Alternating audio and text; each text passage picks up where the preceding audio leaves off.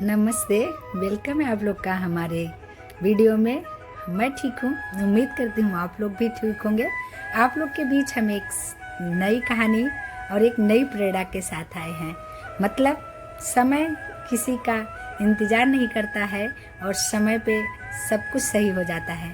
बस उसी पर एक कहानी है, आप लोग सुनिए। आप लोग को जैसा लगता है आप हमें कमेंट करके ज़रूर बताइए। इस कहानी में एक किसान था, उसकी पत्नी और उसका बेटा, 3 लोग थे जो एक गांव में रहते थे।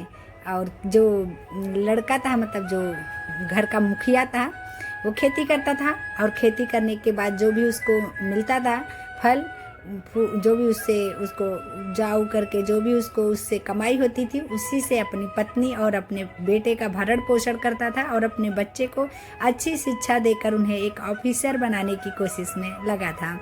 लेकिन उसका जो खेत था वो उपजाऊ धीरे धीरे कम हो गया था।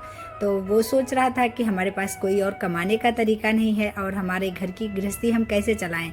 यही सोचते उसके मन में एक ख्याल आया। वो सोचा कि मैं अपनी पत्नी से चल के बात करता हूँ। उसकी पत्नी बहुत सीधी और समझदार और मेहनती थी। वो अपनी पत्नी को आके बताता है कि जो हमारा खेत था उसमें उपजाऊ कम हो गए हैं, अगर इसी तरह खेती करते रहेंगे तो उससे कुछ निकलने वाला नहीं है। और उसमें हम ज़्यादा खेत में खाद वगैरह डाल देंगे तब भी वो खेती मतलब नहीं उपजाऊ रह गई है, यानी उसको कुछ दिन हमें ऐसे ही छोड़ना पड़ेगा, तभी उसमें अच्छा अनाज हो पाएगा। उसकी पत्नी समझदार थी, उसने बोली ठीक है कोई बात नहीं, तब तक आप कुछ और दूसरा काम कर लीजिए। पर उन्होंने बोला कि हमने पूरी ज़िंदगी बस खेती की है और मुझे और कुछ भी तरीका नहीं पता है कि जिससे हम अपने घर का खर्चा चला सके, अपने बच्चे की अच्छी एजुकेशन दिला सके। हमें कुछ भी समझ में नहीं आ रहा है। तो वो जो पत्नी थी समझदार थी, उसने बोला कि ऐसा करिए, आप गांव के जो मुखिया हैं आप उनके पास चले जाइए और उन्हीं से कुछ आप तकलीफ पूछिए, कुछ उपाय पूछिए, शायद वहाँ हमें कोई रास्ता मिल जाए जिससे हमारे घर का खर्चा चल सके। क्योंकि खेती अभी कुछ दिन अगर हम ऐसे नहीं छोड़े तो वो मजबूत नहीं हो पाएगी, तो उसको हमें कुछ दिन ऐसे ही छोड़ के रखना पड़ेगा और धीरे धीरे उसमें खाद डालते रहेंगे। जब वो उपजाऊ हो जाएगी, हमारे जोतने के योग्य हो जाएगी खेत को, तो हम फिर उसमें अपना अनाज उगाएंगे। तो वो यही सब बातें करने के बाद उसका जो पति जो किसान था वो वहाँ के जो जमींदार थे उनके पास गया। और जो गांव का जमींदार था बहुत अच्छा और बहुत सरल स्वभाव का था, दूसरों की मदद करता था। उनसे बोले कि चाचा, हमारी जो खेत है वो उपजाऊ कम हो गई है, अगर हम उसमें अनाज और उगाएंगे तो उसमें अच्छी उपज नहीं होगी, और बाकी अगर हम ज़्यादा खेत डाल देंगे तब भी उसका अनाज खराब हो जाएगा। जो किसान भाई साहब होंगे उन लोग को पता होगा कि ऐसा होता है। तो ये बातें जब उनको बताए तो वो बोले कि ठीक है, आप ऐसा करिए, हमारे गांव के बाहर एक खेत है, आप उसमें कुछ दिन उपजाऊ कर लो, खेत में अपना योग्य जोत बोलो, आप अपने घर का खर्चा चला लो, तब तक आपका खेत जो है 5-6 महीने ऐसे पड़ा रहेगा तो उसमें अच्छी उपज फिर से दोबारा होने लगेगी। बोले हाँ ठीक है, तो उसके बदले आपको कुछ लेना पड़ेगा। बोले नहीं, वो हमारा बहुत दिन से ऐसे खाली खेत पड़ा है, क्योंकि हमारी भी उम्र हो गई है और हमारा बेटा शहर में रहता है, वो गांव आता नहीं है, तो वो खेत ऐसे ही खाली पड़ी हुई है। अगर आप उसको जोतोगे बोगे तो थोड़ा उसका जो है अच्छी मरम्मत भी हो जाएगी और देख रेख भी हो जाएगा, तो आप कर लो।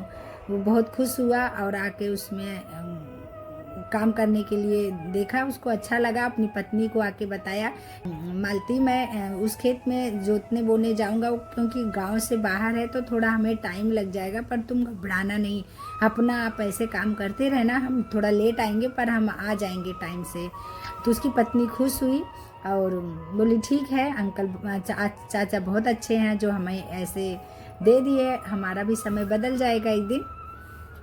तो अपना खुश हुए। लेकिन जब दूसरे दिन उनका पति जो किसान था खेत में काम करने के लिए जाने लगा, तो उसकी पत्नी बोली कि आप बाहर जा रहे हो और पता नहीं कब आओगे, तो आप खाना बनाई, फटाफट अपने पति को खाना बना के दी और पति को भेज दी। पति वहाँ गया और अपना खेत में काम करने लगा और पीछे से एक सांप आया, उसको काट लिया। सांप काटने के बाद उसको चक्कर सा आने लगा और गिरा और बेहोश हो गया। और गांव से बाहर खेत होने की वजह से वहाँ कोई आता जाता नहीं था और उसको पता भी नहीं चला और वहीं बेहोश पड़ा रहा। और पत्नी को बोला था कि कल हम खेत से आएंगे तो हमें थोड़ा लेट हो जाएगा, तो आप हमारा इंतज़ार मत करना, आप आराम से रहना। तो पत्नी अपने वहीं बैठ के इंतज़ार कर रही थी। उसका बेटा आया, बोला क्या हुआ माता जी, आप इतनी उदास क्यों हो? तो बोले बेटा आपके पिताजी खेत में काम करने गए थे, अभी तक आए नहीं, मैं उन्हीं की राह देख रही हूँ। तो बोले कोई बात नहीं, आ जाएंगे, आप जाओ आराम करो, मैं बाहर इंतज़ार कर रहा हूँ, जब पिताजी आएंगे तो आपको मैं बुला लूँगा। तो पत्नी बेचारी अंदर गई आराम करने और सो गई। और जब सुबह उठी तब भी वो किसान नहीं आया था, उसका पति घर पे नहीं आया था। वो बेचारी दौड़ी दौड़ी जमींदार के पास गई और जमींदार से बोली चाचा जी, जमींदार चाचा, हमारे पति को आपने जिस खेत में भेजे थे वो खेत कहाँ है? हमारे पति आज घर नहीं आए, हम पूरा दिन इंतजार करते रहे। तो जमींदार चाचा बोले कि ठीक है बैठो बिटिया रानी, मैं अपने मजदूर को भेज के चेक करा लेता हूँ। उन्होंने बुलाया, रामू रामू थोड़ा जाना खेत में देख कर आना, ये भाई साहब आए नहीं है, बिटिया रानी बैठी हैं।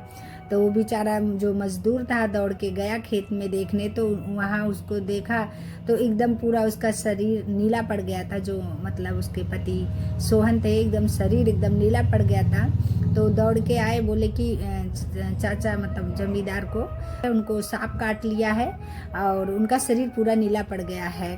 तो वो जो जमींदार चाचा थे उन्होंने बोला कि ऐसा करो तुम वैद्य को बुला के खेत में पहुँचो और मैं बिटिया को लेकर खेत में जाता हूँ।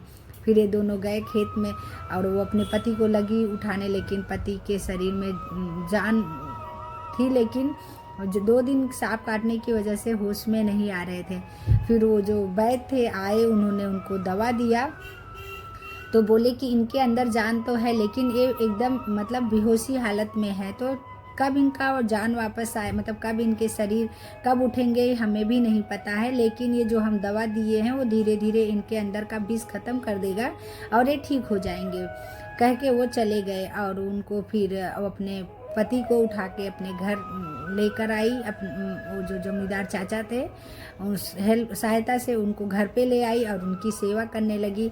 और फिर उसने जमींदार चाचा से बोली कि जमींदार चाचा हमारा घर कैसे चलेगा, हमें कुछ समझ में नहीं आ रहा। तो जमींदार चाचा बोले कि बिटिया तुम अपने पति का ध्यान दो, अपने बच्चे की पढ़ाई पे ध्यान दो, आपका जो भी महीने का खर्चा आएगा हम हर महीना आपके घर भिजवा देंगे। वो बोली नहीं चाचा ऐसे नहीं। तो बोले फिर क्या चाहिए? कह बोली कि मुझे आप वो खेत दे दो जो आप मेरे पति को खेत दिए थे, वो खेत आप मुझे दे दो, उसमें मैं खेती करूँगी और उससे मैं जो अनाज उगाऊँगी उससे मैं अपने बच्चे का और अपना भरण पोषण करूँगी और अपने पति की देखभाल भी कर लूँगी। तो वो बोले कि नहीं, वो खेत तो बेटी बाहर है और आप बाहर उतनी दूर खेती करने जाओगी, फिर आप पति का कैसे ख्याल रखोगी और बच्चे का? आपको मैं हर महीने आपको भिजवा दूंगा। बोली नहीं कल नहीं चाचा जी ऐसा नहीं है, आप हमें बस वो आप खेत दे दीजिए।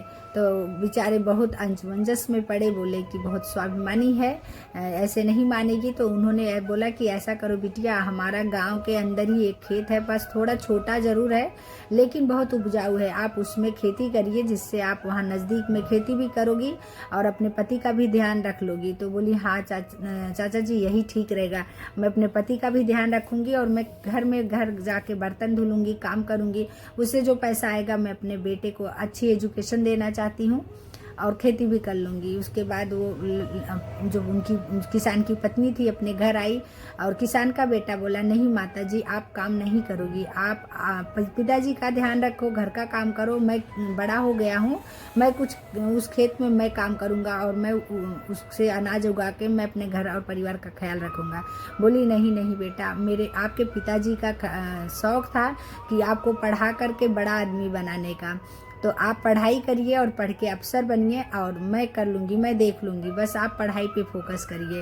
वो मानी नहीं और अपने बेटे को पढ़ने के लिए भेज देती है। उनका बेटा पढ़ने लगता है, पढ़ के एक अफसर बन जाता है और वो बेचारी घर में काम करती, जो उससे पैसा आता अपने बच्चे की पढ़ाई में देती और अपने पति का भी ख्याल रखती और खेत में इतना अनाज होने लगा, उनके घर का अच्छे से देखभाल भी होने लगा और घर उनका अच्छे से चलने लगा और उनका भी समय बदल गया। एक दिन उनका पति अपने आप होश में आ गया और होश में आ गया तो बहुत खुश हुई और भगवान को बहुत बहुत धन्यवाद देकर अपने पति के पैर छुई, बोली कि मैं आप इतने दिन बीमार थे, मैं बहुत उदास थी और आप अच्छा हुआ आप ठीक हो गए। और फिर वो पति पत्नी अच्छे से रहने लगी और जो रहने लगे। जब उनका बेटा पढ़ लिख कर बड़ा अफसर बन गया तो घर पे आया, अपने माँ बाप का पैर छुआ और डिग्री अपने माँ के हाथ में रखते हुए बोला कि माँ पिताजी आपकी देन है कि आज मैं बहुत बड़ा अफसर बन गया हूँ, आज हमारी समाज में और न्यूज़ में हमारा नाम आया।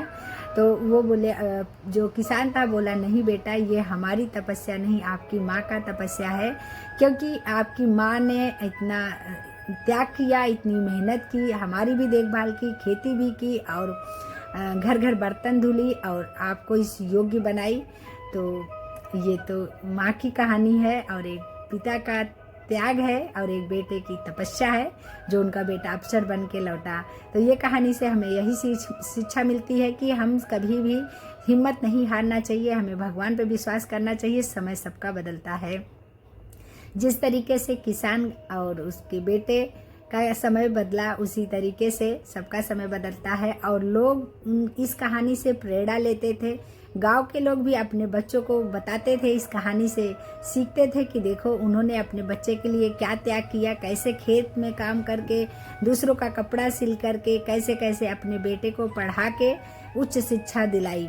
तो इसी तरीके से हमें एक दूसरे से प्रेरणा लेकर अपने बच्चों को अच्छी एजुकेशन, क्योंकि शिक्षा धन सबसे बड़ा धन है।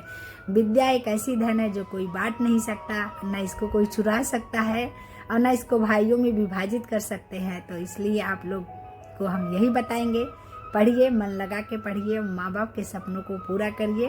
Okay, bye, take care. अगर आप लोग को हमारी कहानी अच्छी लगती है, आप हमारे चैनल को सब्सक्राइब कर लीजिए, बेल आइकन की बटन ऑन कर लीजिए। हम इसी तरह प्रेरणा से भरी कहानी आप लोग के बीच लाते रहेंगे।